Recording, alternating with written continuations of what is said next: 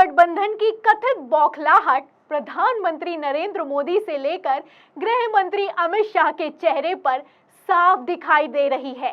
हालत तो ये हो चुकी है कि ये लोग सदन तक में अपनी इस कथित बौखलाहट को कंट्रोल नहीं कर पा रहे हैं। ताजा बयान गृह मंत्री अमित शाह की तरफ से निकलकर सामने आया है। एक तरफ सदन में बयान दिया गया, वहीं दूसरी तरफ दूसरे ही पल केंद्र सरकार को कोर्ट की तरफ से नोटिस जारी कर दिया गया है। तो क्यों नोटिस जारी किया गया है और किस मसले को लेकर, इंडिया गठबंधन से जुड़े किस मसले को लेकर कोर्ट में सुनवाई चल रही है, आपको बताएंगे। लेकिन उससे पहले आप गृह मंत्री अमित शाह का ये बयान सुनिए। ये बयान सुनिए जो कि सदन में दिया गया है। क्या कॉन्फिडेंस है, क्या दावा ठोका है, पहले इस बयान को सुनिए, फिर आगे का मामला बताते हैं। मेरी अपील है विपक्ष के सदस्यों को कि आप दिल्ली की सोचिए, एलायंस की मत सोचिए। एलायंस से फायदा नहीं होने वाला है। एलायंस होने के बाद भी पूर्ण बहुमत से नरेंद्र मोदी प्रधानमंत्री बनने वाले। तो गृह मंत्री अमित शाह ने ये बयान सदन में खड़े होकर दिया है। कॉन्फिडेंस कितना है आप देख सकते हैं। अमित शाह कहते हैं कि चाहे कितने भी गठबंधन बना लो, 2024 में आएगा तो मोदी ही। सबसे बड़ा सवाल यही खड़ा होता है कि ये कॉन्फिडेंस आखिर आता कहां से है, जब देश में ऐसे हालात हैं, डबल इंजन की सरकार में मणिपुर जल रहा है, हरियाणा से ऐसी खबरें आ रही हैं, फिर भी देश का गृह मंत्री आप देख सकते हैं कि सदन में खड़े होकर खुलेआम कैसे चैलेंज कर रहा है। इसे चैलेंज समझा जाए, धमकी समझा जाए, चेतावनी समझा जाए या फिर कि दावा समझा जाए, क्योंकि ये लोग कुछ भी कर सकते हैं। अभी कल ही की खबर आपको याद होगी कि खुलासा हुआ है, रिसर्च पेपर में बकायदा छापा गया है कि 2019 के लोकसभा चुनाव में धांधली की गई है। अभी तक इसको लेकर कोई सफाई निकलकर सामने नहीं आई है। जिसने ये रिसर्च की है उस पर कोई कार्रवाई नहीं हुई है, क्योंकि आप जानते हैं कि अगर इस रिसर्च में थोड़ा भी लूप होल होता तो किस तरीके से इस शख्स पर कार्रवाई हो गई होती। फिलहाल ना कार्रवाई हुई है और ये जो खबर है लगातार वायरल हो रही है। और उसी बीच जब सदन में खड़े होकर देश का गृह मंत्री इस तरह के दावे करेगा कि चाहे कुछ भी कर लो आएगा तो मोदी ही, तो सवाल खड़ा होता है कि दाल में कुछ काला है या फिर कि पूरी की पूरी दाल ही खाली है।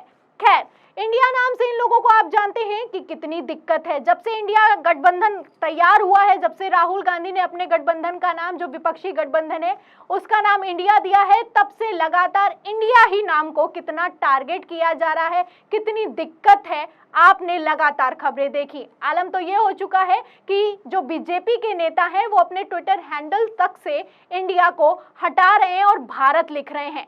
खुद तो इंडिया को हटा रहे हैं और अब कोर्ट में अपील की गई है कि ये जो इंडिया नाम है वो विपक्ष भी हटाए। इसी पर सुनवाई हुई है और इसी सुनवाई के दौरान केंद्र सरकार को नोटिस जारी किया गया है, चुनाव आयोग को नोटिस जारी किया गया है, वहीं विपक्षी राजनीतिक दलों को भी नोटिस जारी किया गया है। तो कितनी दिक्कत है, क्या मामला है, सुनिए। देखिए खबर देखिएगा नवभारत की, इसमें लिखा हुआ है कि दिल्ली हाई कोर्ट इंडिया के खिलाफ दिल्ली हाई कोर्ट में याचिका, केंद्र चुनाव आयोग और विपक्षी राजनीतिक दलों को नोटिस जारी कर दिया गया है। तो एक याचिका करता है। अब भारतीय जनता पार्टी की तरफ से कथित तौर पर कितना किया गया है समझिएगा। एक याचिका करता है, खुद को कारोबारी बताते हैं, उन्होंने एक याचिका दाखिल की है दिल्ली हाई कोर्ट में कि ये जो इंडिया नाम है वो विपक्षी गठबंधन को नहीं रखना चाहिए। इससे देश की भावनाएं आहत होंगी और दंगे हो सकते हैं, इसलिए इंडिया नाम को हटा दिया जाए। क्या याचिका दाखिल की गई है, क्या सुनवाई में हुआ है, सुनिएगा। देखिए इसमें लिखा है कि याचिका पर सुनवाई मुख्य न्यायाधीश सतीश चंद्र शर्मा और न्यायमूर्ति संजीव नरोला की खंडपीठ के सामने हुई। याचिकाकर्ता गिरीश उपाध्याय ने अधिवक्ता वैभव सिंह के जरिए कहा, ये जो गिरीश उपाध्याय हैं ये कारोबारी बताए जा रहे हैं। आपने देखा होगा कि जब भी कोई ऐसे मसले होते हैं तो कहीं से कारोबारी आ जाता है, कहीं से उद्योगपति आ जाता है, लेकिन इनडायरेक्ट वे से ये लोग बीजेपी से ही जुड़े होते हैं। फिलहाल आगे देखिए इसमें लिखा हुआ है इसमें लिखा है, उन्होंने कहा है कि राजनीतिक दल हमारे राष्ट्रीय ध्वज को अपने गठबंधन के लोगों के रूप में उपयोग कर रहा है, जो कि निर्दोष नागरिकों की सहानुभूति और वोट हासिल करने और उन्हें बढ़ावा देने के लिए यह रणनीतिक कदम है। ये चिंगारी जो राजनीतिक घृणा को जन्म दे सकती है, परिणाम स्वरूप ये राजनीतिक हिंसा को जन्म दे सकती है। तो ये क्या कहा गया है आप देख सकते हैं, और ये क्या याचिका है, ये अपने आप में समझना मुश्किल है कि इंडिया नाम रख लिया है इसलिए राजनीतिक चिंगारी उबल जाएगी, नफरत हो जाएगी, दंगे हो जाएंगे। क्या कोई इंडिया अगर नाम रख लेगा तो इस तरीके के दंगे हो सकते हैं? पहली बात। और दूसरी बात, इंडिया के नाम पर तो न जाने कितने नाम रखे गए हैं, कभी दंगे हुए भी हैं क्या? तो याचिका भी अपने आप में समझना मुश्किल है।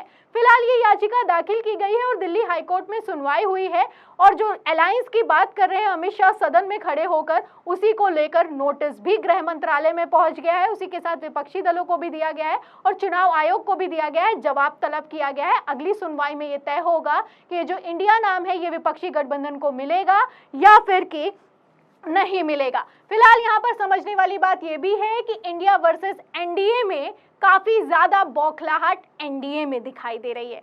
वो कितनी बौखलाहट दिखाई दे रही है, इसके लिए मैं आपको एक और बयान सुना देती हूँ।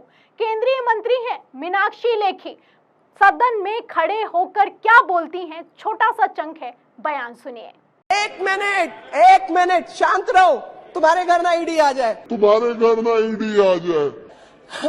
तो इतनी बड़ी बात सदन में खड़े होकर जब एक केंद्रीय मंत्री कहे तो आप उसके मायने और उसके अर्थ का अंदाजा लगा सकते हैं। पब्लिक भी सवाल कर रही है कि चुनावों में एक तो घपला करते हो, ऐसी खबरें निकलकर सामने आती हैं, उसके बाद आप लोग सदन में खड़े होकर खुलेआम इस तरीके से धमकी देते हो। ये देश में लोकतंत्र चल रहा है या फिर कि तानाशाही चल रही है? मीनाक्षी लेखी का कहना है कि चुप हो जाओ वरना तुम्हारे घर भी ईडी आ जाएगी। तो किसको डरा रही हैं, किसको धमका रही हैं? आपको बता दूं कि इस बयान को पत्रकार हैं रणविजय सिंह शेयर करते हैं, लिखते हैं कि सरकार ऐसे ही चलानी चाहिए, कोई बोले उसके घर ईडी भेज दो, मोदी सरकार की जय। तो जयकारा तो लगाना ही पड़ेगा, अगर जयकारा नहीं लगाया, विरोध किया तो क्या होगा आप जानते हैं। ईडी सीबीआई को लेकर पहले ही इन लोगों का कितना नाम खराब है आप जानते हैं। चुनाव में क्या कुछ हुआ है, ईवीएम को लेकर इन लोगों का कितना नाम खराब है आप जानते हैं। लेकिन फिर भी अमित शाह हैं, सदन में खड़े होकर दावे करते हैं, मोदी के मंत्री हैं, सदन में खड़े होकर कैसे दावे करते हैं, कैसे कथित तौर पर धमकी देते हैं आप देख सकते हैं। फिलहाल इन बयानों पर और जो इंडिया नाम को लेकर कथित बौखलाहट दिखाई दे रही है सदन से लेकर कोर्ट तक, उस पर आपका क्या कहना है हमें कमेंट बॉक्स में जरूर लिखें। वीडियो को ज्यादा से ज्यादा शेयर करें, सब्सक्राइब बटन दबाएं, बेल आइकन दबाएं ताकि हर खबर की नोटिफिकेशन आप तक पहुंचती रहे। मैं प्रियंका, आप देख रहे थे 4 PM। फिर मिलते हैं अगली खबर के साथ, तब तक के लिए धन्यवाद।